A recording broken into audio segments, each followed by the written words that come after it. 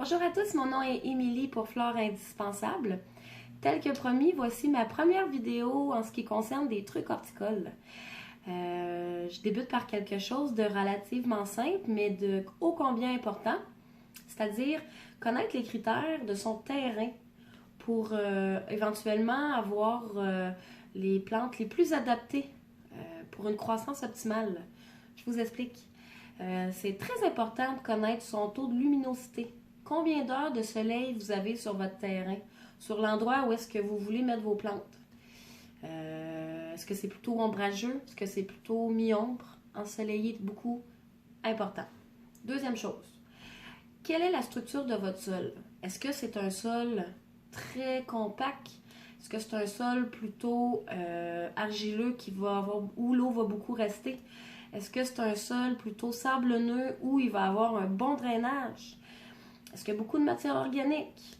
Est-ce que c'est un sol plutôt limoneux, justement?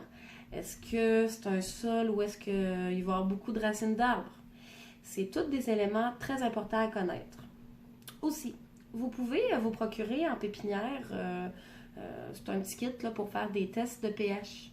Connaître le taux d'acidité de votre sol, parce que c'est pas toutes les plantes qui apprécient l'acidité de la même façon.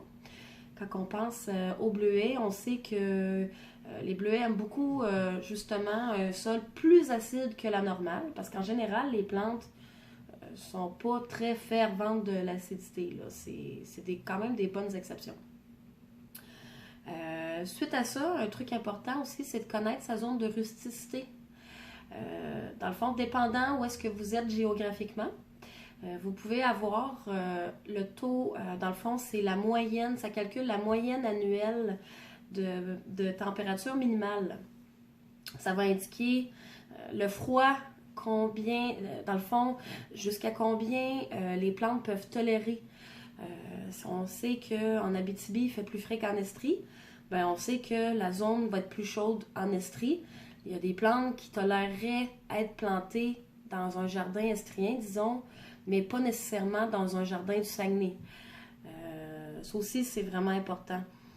Des plantes pourraient tolérer des zones de rusticité plus basses, mais n'auraient pas une croissance optimale. Donc, c'est tout pour moi pour la première capsule. C'était quand même simple. Si je peux vous laisser avec un petit conseil, je sais que nos cœurs sont très, très influencés par la beauté des magnifiques fleurs qu'on peut trouver en pépinière. Je vous conseillerais par contre de faire des choix écologiques, c'est-à-dire de faire des choix avec qu'est-ce que la plante peut apporter à la nature de plus. Est-ce qu'elle apporte beaucoup de pollen pour nos pollinisateurs, par exemple? Ce que je vous conseille davantage. Sinon, effectivement, on peut trouver qu'une plante est magnifique, mais il faut savoir aussi répondre à ses besoins. Alors, je vous souhaite une belle journée et à la prochaine!